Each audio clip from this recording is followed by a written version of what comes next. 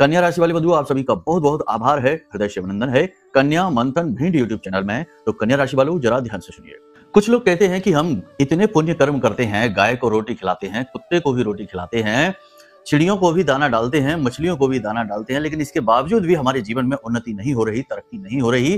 क्या करें समझ में नहीं आता है। फिर ऐसा लगता है जैसे कि किसी पिछले जन्म की पाप कर्म की सजा भोग रहे हैं। बंधुओं, ये आपके जीवन में ऐसा क्यों हो रहा है, इसके पीछे का सबसे बड़ा कारण आपकी कुंडली में छिपा हुआ है। अब समझिए, अगर कोई ग्रह आपकी कुंडली में अच्छी स्थिति में बैठा हुआ है, लाभ स्थिति में बैठा हुआ है, तब भी आप उसके उपाय करने में लगे हुए हैं, तो वह ग्रह अति सक्रिय होकर आपके काम बिगाड़ना शुरू कर देता है।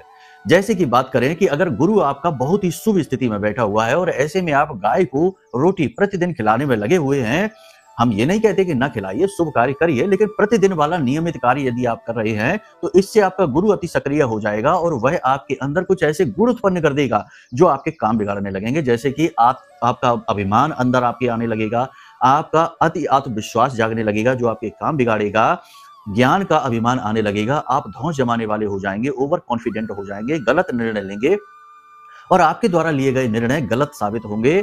दूसरों को सलाह देंगे तो उनके काम तो बनते चले जाएंगे, लेकिन आपके काम बिगड़ेंगे जो भी आप निर्णय लेकर करेंगे। कहने का मतलब यह है कि अच्छी चीज की भी अति खराब होती है, अतिशयोक्ति सर्वथा वर्जते। तो अब ऐसे में जो अलग अलग उपाय हैं, जैसे कुत्ते को जो रोटी खिलाते हैं वो केतु के लिए है, चिड़ियों को जो दाना डालते हैं वो मंगल के लिए है, इसी प्रकार से अलग अलग जीव जंतुओं को जो भोजन डालते हैं वो अलग अलग ग्रहों के उपाय हैं।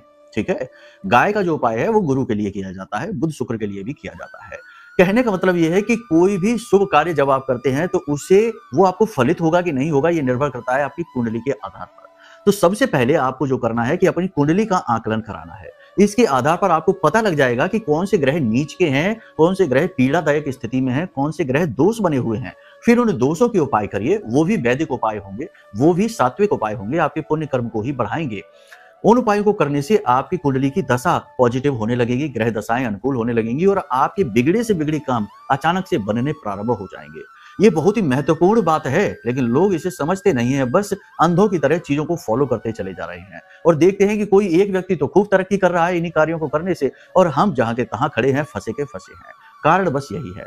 बाकी आप चाहें तो कुंडली का आकलन करा सकते हैं, नंबर वीडियो में दिए गए हैं, फोन करिए, हम आपकी कुंडली का श्रेष्ठतम आकलन करके आपको दे देंगे और फिर देखिए कैसे चमत्कार होते हैं। ठीक है, प्रेम से बोलिए जय माई की, जय मां बगलामुखी।